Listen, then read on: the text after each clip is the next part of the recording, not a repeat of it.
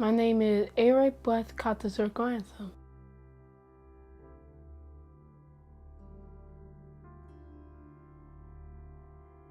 I am 11 years old. I diagnosed in the gender heart disease. I have to have the heart surgery. I know who's going to take care of me. His name is Jesus.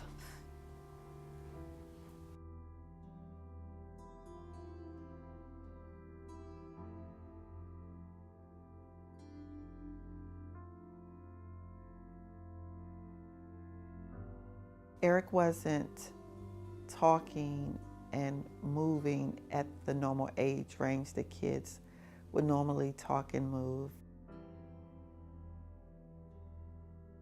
He has autism spectrum disorder, he has tic disorder, and he has asthma, and he has some speech delay. We have an amazing bond. That little boy, he is an amazing kid. He has taught me a lot, just about being human, forgiving, understanding I'm not perfect, him being sensitive to other people in the world. I wish the world were more like Eric. I get home, the emergency room doctor calls me as soon as I get home, and she says, I know we told you we couldn't find anything, but Eric has some veins that are above the heart area that we see on the x-ray, and we're going to need you to take him to cardiology. Eric has congenital heart disease, which really shocked me. I'm emotional now thinking about it. It's a really, really hard place to be in.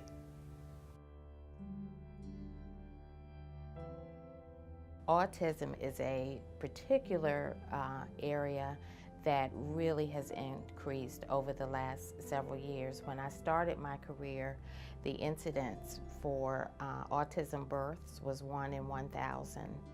Currently, we're looking at about 1 in every 50 births when we talk about boys who actually are on the autism spectrum. And autism actually is known as autism spectrum disorder. And that's very important that we look at the full name, because there is a wide range of functioning that individuals with autism may have. So it may vary from having a severe disability in this area to have a mild area that's impacted as it relates to autism.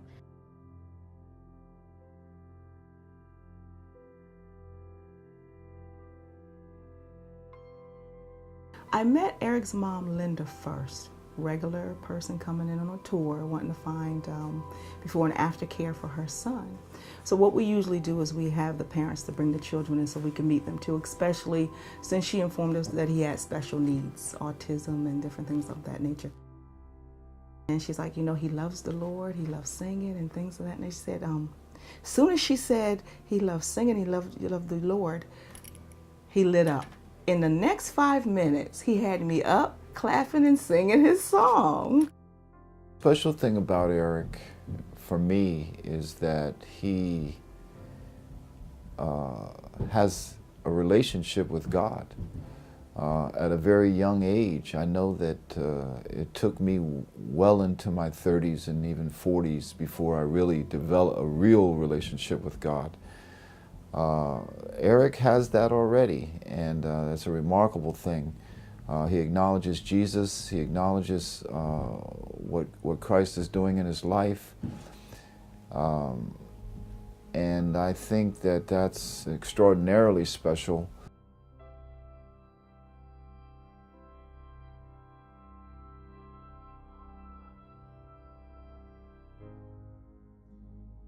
You could be in the worst mood, But when he smiles, forget about it. You're happy. I don't care what's happening in your own life. I mean, his laugh lights, it's a chuckle that just sounds hearty. It's great. You know, he's just a wonderful, absolutely wonderful kid to be around. You can't put into words until you really work with him. He's unique. He's different in some respects, yet he has every quality of when you think of a happy-go-lucky kid, when you think of a good person, when you think of a good son, when you think of a good friend, that is Eric G. Eric came to us this summer, actually. His family relocated into the Silver Spring area, and we just are so fortunate to have him as our 5th grader here. He and his mom are just an integral part of what we love about what we do. Every day, I get Eric off the bus. He walks off the bus with just a huge smile on his face, runs right to me and gives me a great big hug. How could you not love this kid? It just broke my heart that this sweet, innocent little boy has to have these problems. And his mother, God bless her. You know, it takes a very strong spiritual person to do what she does. And he's a very lucky boy. And he's really supportive to his friends in the class. He's kind of always looking out for his classmates. He's always looking for a place where he can stand up and help people. I mean, he just loves to offer help. He's like pulling out a chair, picking something up for somebody, you know, helping them with their work. He is always he's really hungry to learn, and he just loves helping other students with anything, whether it's, you know, students are, you know, they've spilled their pencils on the floor. He's always the first one to get there to help them to pick them up. I had a chance to meet with him and his mom over the summer when they enrolled, and we sat down and met and had a chance to chat, and I was just immediately impressed with Eric as a young man. He's very, very high character, a very high character young man, very polite, very engaging, very fun to talk to.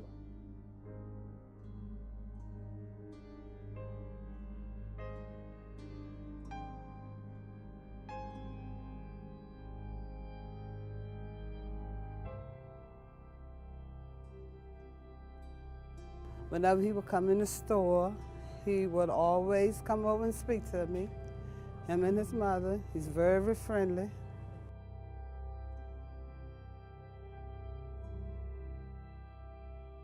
Oh man, he's a real religious young man. Always has a good spirit, good personality, always well-mannered, well respectable. Real nice young man.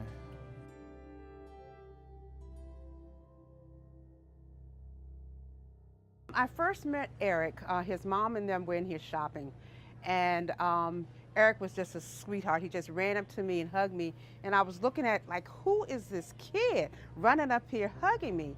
And he was like, hi, my name is Eric. And he was so happy and so bubbly that he stole my heart from day one. Every time Eric would come into the store, him and his mom, first thing he would do is, where's Miss Ferguson?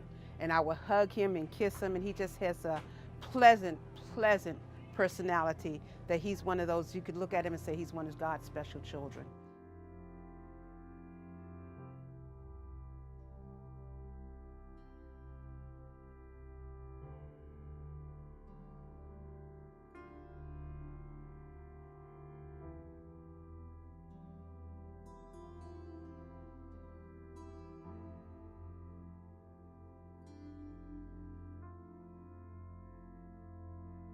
All right, let's get this shopping up. Absolutely.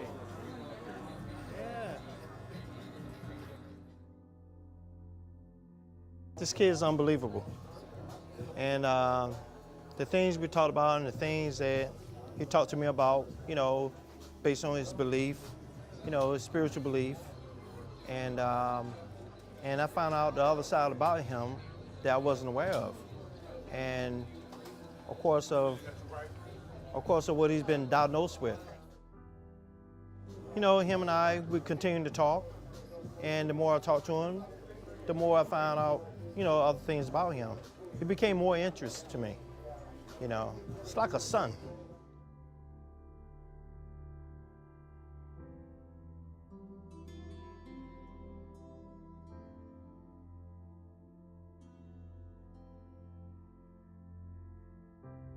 So his mom's special too. She's very special. They were meant for each other. They were meant for each other. For a single woman raising a child alone, she's done amazing things. And you know, like Eric, you only see her down for a moment, you know, but she bounces back strong. She keeps a positive attitude for him and her. They're good together. His mother and I, we speak regularly, and he's told me about the heart issues that he's had come up. It's scary for a moment to hear, and you know, you never want anyone to go through anything like this. But with Eric, it's just, you know, we believe in God, we believe in Jesus Christ, so we know that Eric's going to be okay. And sometimes things like this have to come about so that he can show his work through it. And that's just without a doubt. We've already thanked him, we've already prayed and acknowledged the fact that this is going to be okay. When I find myself in a really, really rough spot, and I feel like I need someone to talk to, a lot of times I'll reach out to my sister or my good girlfriend, Melody. But for the most part, it's just me and Eric. And I have to talk to God. I find myself talking to him a lot sometimes, especially when I'm feeling alone in a certain situation. And I felt that way for a very long time. When a child has extensive medical needs, oftentimes the resources of the entire family are exhausted, and the brunt of the impact is usually on the primary caregivers. What we've found in research is that it's in a parent's nature, it's in a caregiver's nature to want to protect a child, to want to provide safety for a child. And when a child is diagnosed with a significant medical problem, this parent or this caregiver can no longer provide safety, can no longer provide stability in some circumstances, and this could create this loss of control phenomenon in the mind of the caregiver. When focus groups are conducted, what we often hear from parents of children with significant medical needs is the burden of having to wear multiple hats. These caregivers are forced to take on and adopt different roles. A child often doesn't walk around with a doctor or a nurse connected to their hip if they're entering the school building or if they're going into the community. So this caregiver has to become that child's advocate.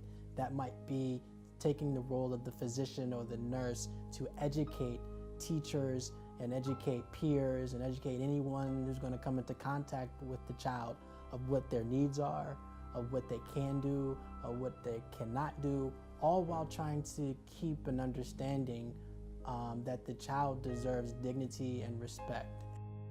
The thought of, you know, that he's been going through all of this and I didn't even know what's really going on. You know, they were telling me all this time, you know, he's okay, it's just growing pains. And to find out that he has to have open heart surgery.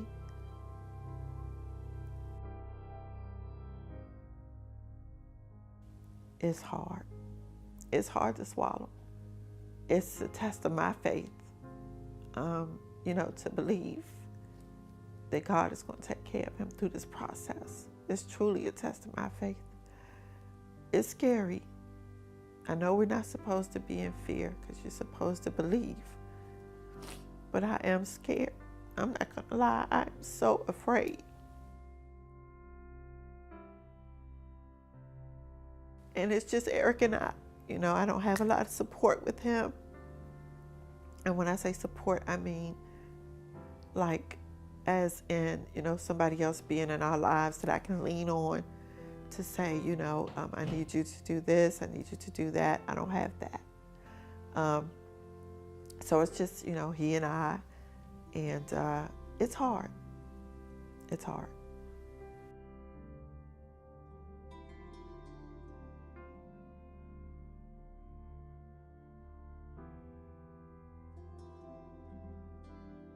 You know the movie A War Room? It's a good movie. The movie is about a lady who was make her closet to a war room. So I made my own war room and pray. So it have everything said. It have everything I write, and Jesus is your Father. And everything is so beautiful, and of course the crosses. And I made these pictures a long time. And I made this. And did this, all of this. This war room is really special to me. This is praising for God. I pray for people who is good, who good to Jesus, who can pray for him. We love you. We love the people who pray Jesus. Who do you pray for the most, you think? My Aunt Shani. Tell me about Aunt Shani. Well, many years ago she can walk, but she cannot walk anymore. She's in a wheelchair now, but I pray for her every time, and I say, I want the Lord to heal my aunt, and she is awesome to me.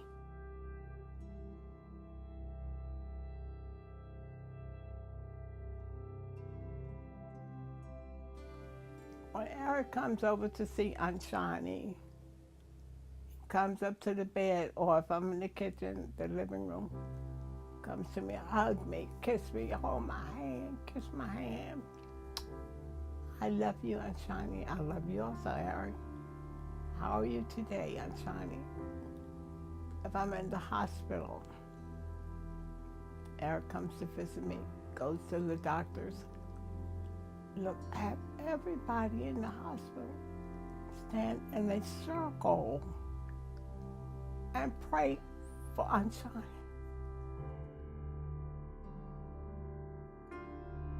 When I first met Eric was an infant baby. He was a sickly child. And Linda, my sister, she's a great mother. Great mother. Gonna be there. As I stated, if I planned, these are my true intentions. April 13th, I plan to be there the day of the service. You know, I cannot go in the OR. I want him to know Aunt Shani is here in the hospital. As close as we are, that might help him.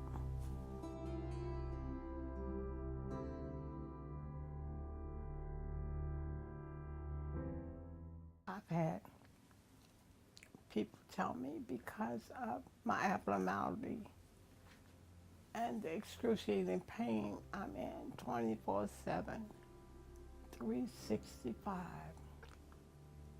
As I speak to you, the pain.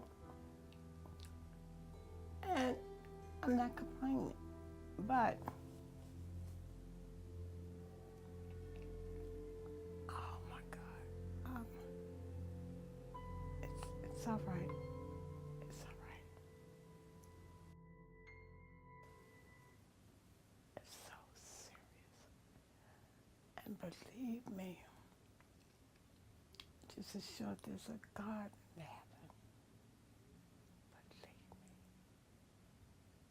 Eric is going to come through in flying colors. Eric is going to be fine, especially when he finds out Aunt Shani is here. When he finds out I'm there.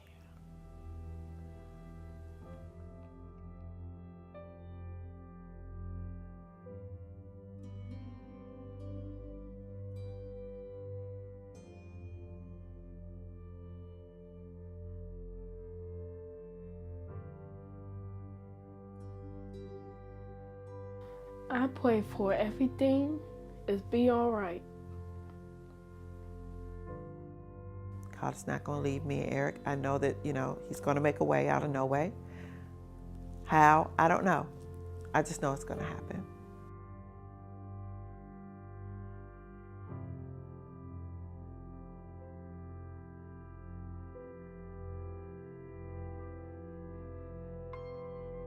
You know, me being out once a week to take him to his appointments, it was getting, you know, my workload was backing up and making it difficult for my supervisor. And it's not fair to have her in that position. Is there a promise to get your job back once this is done and over, or what? No.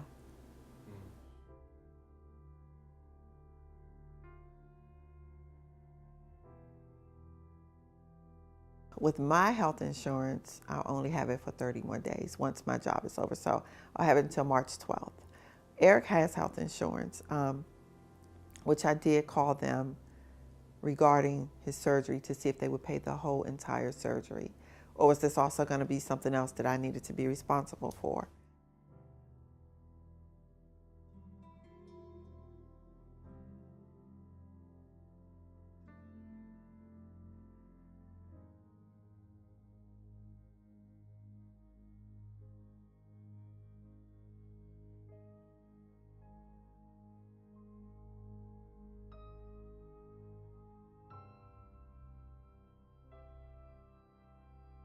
How do you feel about that heart surgery? I feel sad and scared. Okay. So what are you scared about?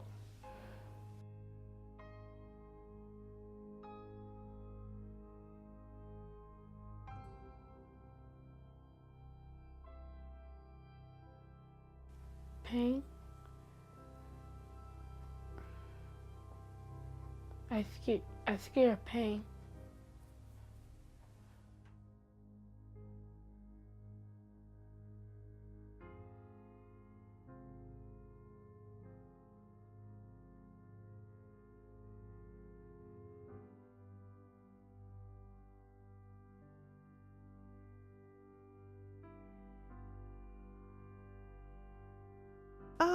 I tell Eric all the time that Jesus is going to take care of him. You know, I know that he's afraid, and it's okay for him to be afraid. He's a little kid. But I tell him all the time, you know, Jesus is going to take care of you. You got to believe that. You know how you talk about Jesus and how you say he's good and he take care of the people and things like that? And he's gonna fix my surgery right. There you have it. Do you know God gonna take care of me? And I'm gonna be healed. I'm gonna be much better. And I can't want anything like that. I'm gonna be brand new.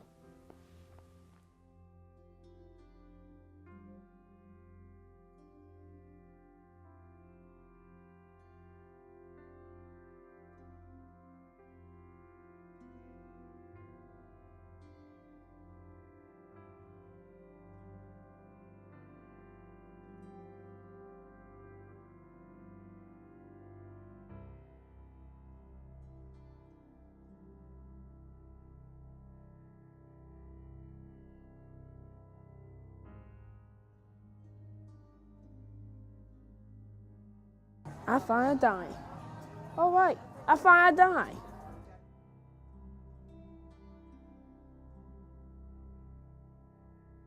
I think the best way to get people to understand or to advocate is actually turn it back on yourself.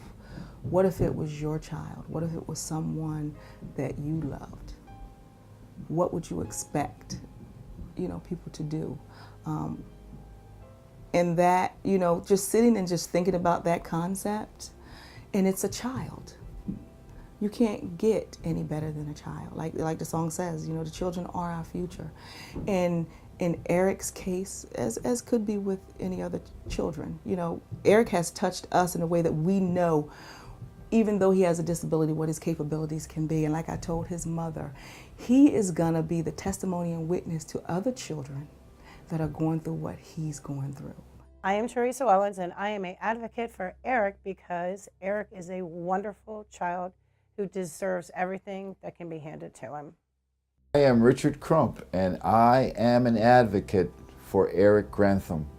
I'm an advocate for Eric Grantham because he is a wonderful person that needs support in his life right now. He's going through a lot of challenges, and he needs the love of Christ to surround him. I'm Kara Timon, and I'm an advocate for Eric Grantham for so many reasons. He is a kid who perseveres with a smile on his face at all times, and that is something that is a characteristic that will send somebody through life and be successful, and that's why I'm an advocate for Eric. I am Mary Christensen, and I am an advocate for Eric because he has so much to give this world, and he is a great person, a great learner, and a joy to be around all the time.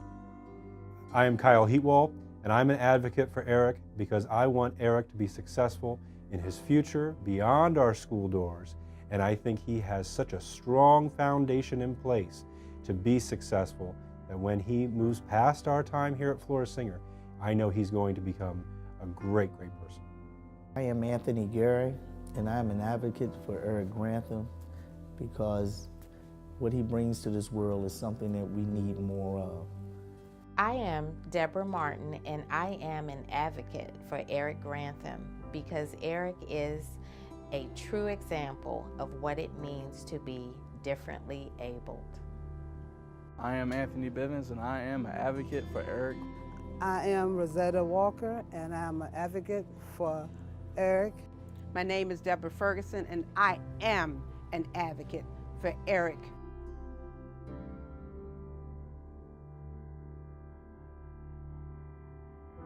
What would you say to another kid your age? How would you encourage them? I tell them, God's giving you a house right now. He's in heaven right now, but he's coming back.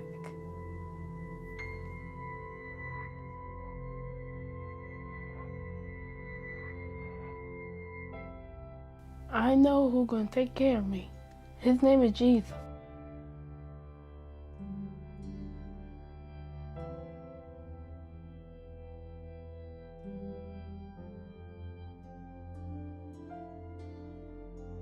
Our Father, art in heaven, hallowed be your name. Our kingdom come. God's so good in this place right now. Our Father, art in heaven, hallowed be your name. Our kingdom come. Your will be done on earth as it is in heaven. Give us this day our daily bread, and forgive us our trespasses, and we give those that forgive us. Leave us not into temptation, and deliver us from evil. Holy the kingdom, and the power, and the glory forever and ever. Amen.